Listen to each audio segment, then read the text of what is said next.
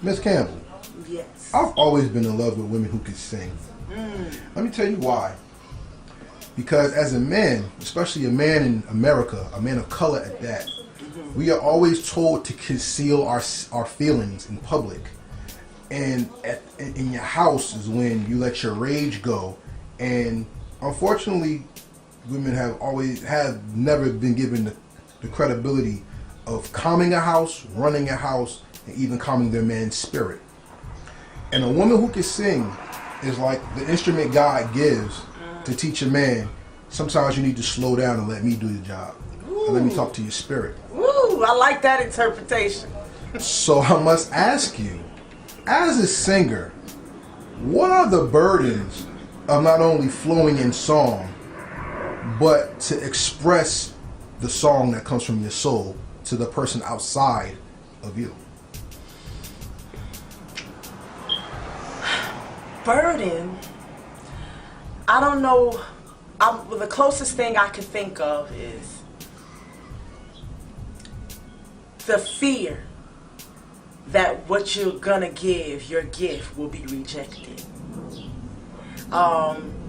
When I sit down and I write, I don't always know if this gift that I want to give to the world, that I want to give to whoever I'm writing a song about, that I want to give, is going to be received, if it's going to be understood.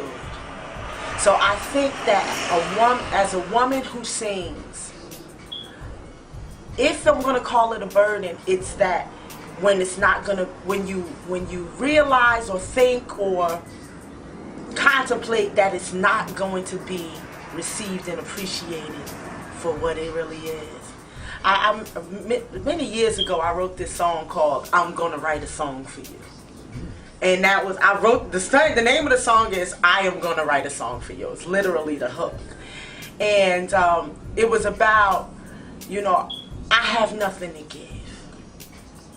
How do I show you how I love you? You know what? I'm going to give you something that's out of here, and I'm gonna write a song for you, and it's gonna be immortal. It will last forever.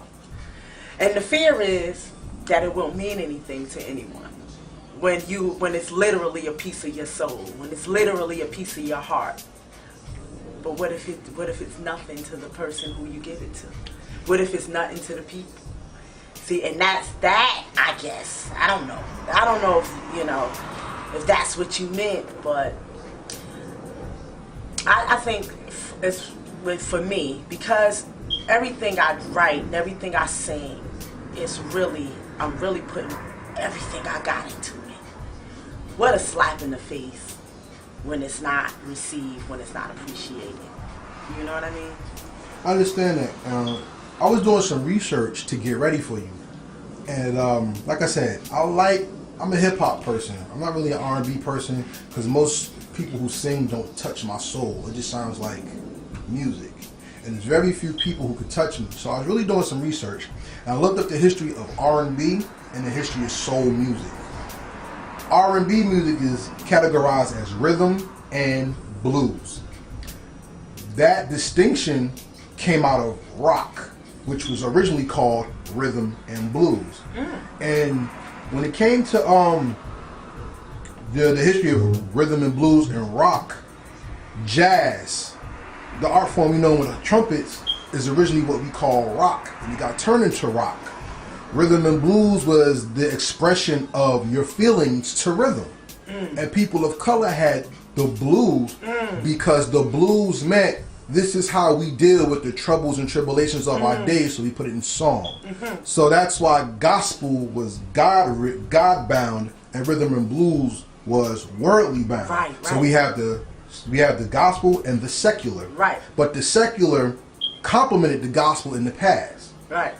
With R&B evolving and you having the R&B background coupled with your maturation in gospel and church, how important is it as a singer, since you talked about the slap in the face, how important is it as the singer to project, so even though every ear is not worthy, every soul can be fed when they hear your voice?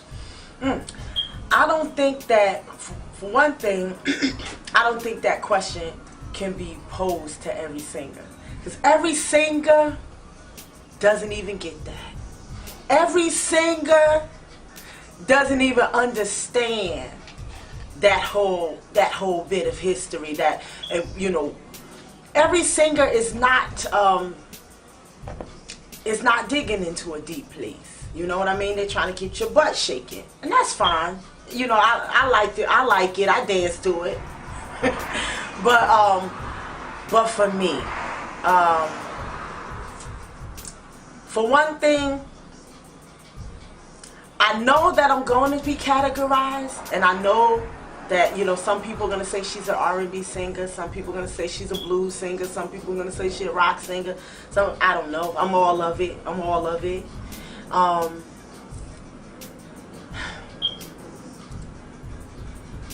I don't know if it's maturation that gets you there, or it's just living. You know what I mean? And when you're an artist, you're gonna express what you feel. So I think the blues, like you said, the blues came out of our blues. You know what I mean? They had to express their hardships, what they were going through, the burdens of being a black person in America. You know, everybody doesn't write. You know, Nina Simone said that she thinks that the duty of an artist is to express the times. Every person doesn't do that. You know what I mean? Some people are entertainers and some people are artists. Some people sing to express and some people sing for fun, you know, or just because it's dope, or they can do it, or they got a great voice.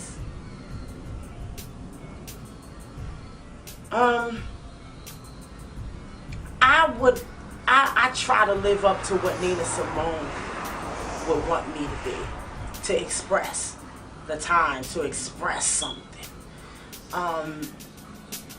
And to be honest with you, that has been one of the biggest challenges that I've faced as a singer. You know, I've worked with different producers and people who I respect, who are big dogs in the music business. And they have said to me, I know you're deep, sister, but we have to rein it in because, you know, we gotta, you know, because we gotta, and I get that. Listen, I'm not one of those artists that, you know, hell bent on being a starving artist. No. I want to go number one. I want to be famous. And I'm going to do all of that. Truly. But I can't help who I am.